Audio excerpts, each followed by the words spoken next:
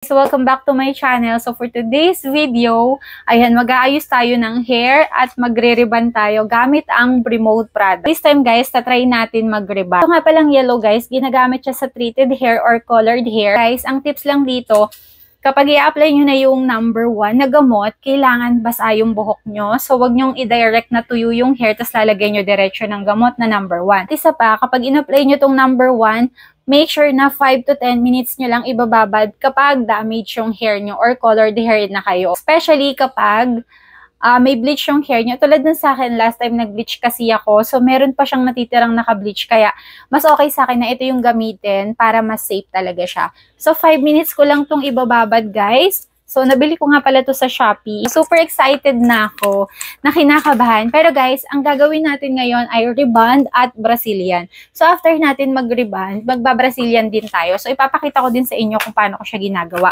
And syempre, kukulayan natin yung hair natin ng chocolate brown. So, ayan yung shade na gagamitin ko.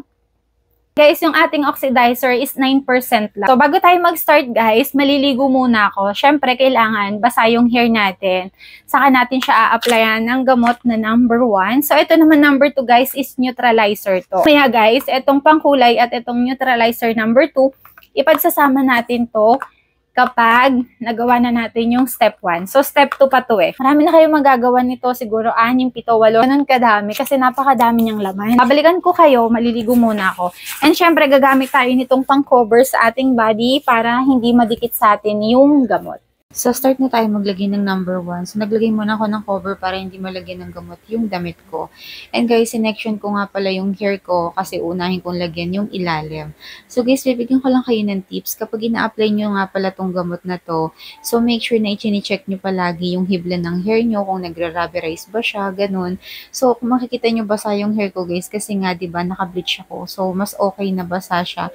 Hindi siya direct na i-apply dun sa tuyo na hair. Kasi kapag tuyo yung hair mo, mas mabilis yung gamot yung reaction. So, kaya kinakabahan ako kasi first time ko to. And medyo damage yung hair ko dahil dun sa part na bleach. Kaya, ang ginawa ko is, binasa ko yung hair ko bago ko siya applyan ng gamot para mas safe yung hair natin. So, ibababad ko lang yan. And after nyan, aanlawan lang natin, guys. So, ayan. Blinover ko na siya. After nyan, guys, makikita nyo naman na talagang straight na agad yung hair ko, di ko pa siya pinaplansya. So, ito na yung part na paplansyahin na natin siya. So, inisa-isa ko talaga maigi, as in, para straight yung hair natin. So, after kong i-plansya yung hair ko, guys, makikita nyo, sobrang tuwid na talaga siya. Pero, isang session pa lang yan, ha. Hindi pa yan tapos. So, after nyan, yung part 2 naman yung gagawin natin. So, ito, naglagay na ako ng pangkulay, oxidizer, and yung ating neutralizer. Guys, yung oxidizer, kailangan mas marami siya kaysa dun sa neutralizer, ha. So, ayun, para mas maging makapit yung kulay na ilalagay natin. So, yan guys, konti lang nilagay kong neutralizer. And then, after nyan, hinalo ko lang and in-apply ko na ulit. So, pahinga nyo rin yung hair nyo mga 10 minutes to 15 minutes bago kayo ulit mag-apply. Kasi, yung pangkulay guys, mainit siya. So, galing din sa init yung hair natin. So, kailangan din natin ipahinga kahit 15 minutes bago tayo ulit mag-apply. Katulad nito. So, yan, babad ko lang siya ng 35 minutes and then, plansya na ulit, guys. Inanlawan ko yan, ha. Hindi ko na lang din napakita. So, after nyan, guys, ayan. Pinaplansya ko na siya. So, actually, guys, Brazilian ko rin talaga tong hair ko after ko mag-apply ng kulay. Kaso, ang problema is hindi ko na video dahil hindi ko pala na-play yung video na tinake ko.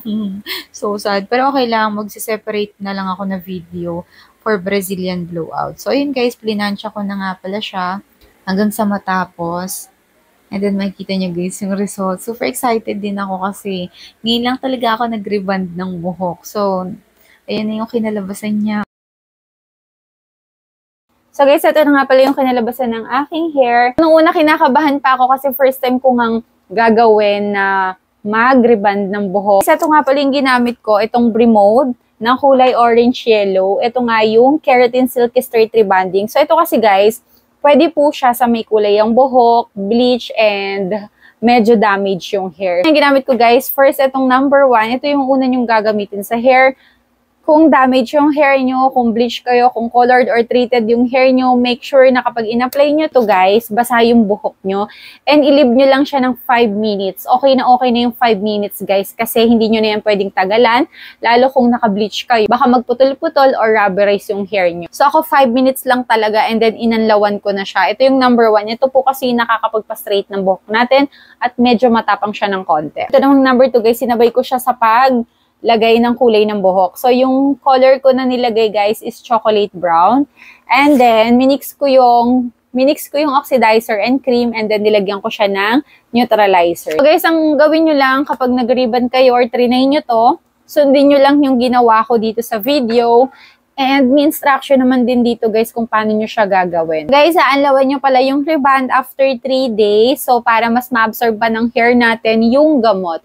So, tignan natin ang mangyayari sa hair ko after 3 days siyang anlawan. Pero kasi guys, makikita nyo naman dito sa video na first step pa lang yung ginawa ko, talagang bagsak na yung hair ko.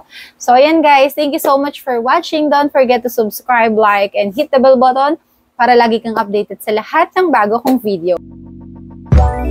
Let it go, make my body go. Make our bodies high.